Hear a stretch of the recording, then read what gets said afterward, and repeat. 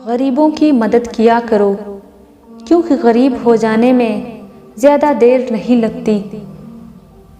دنیا اگر ہاتھ سے نکل جائے تو بندہ غریب ہو جاتا ہے، اور یہی دنیا اگر دل سے نکل جائے تو بندہ ولی ہو جاتا ہے۔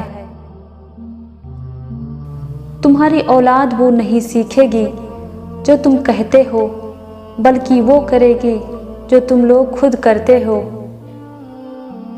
جانور اپنے مالک کو پہچانتا ہے، لیکن افسوس انسان اپنے خالق کو نہیں پہچانتا۔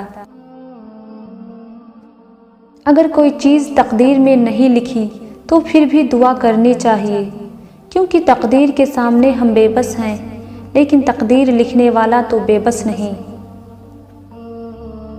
اکثر اوقات سچ کڑوا نہیں ہوتا، سچ بولنے کا انداز کڑوا ہوتا ہے۔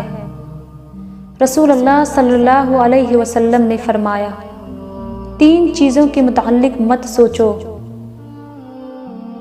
نمبر 1، غربت کے متعلق مت سوچو ورنہ پریشانی بڑھ جائے گی۔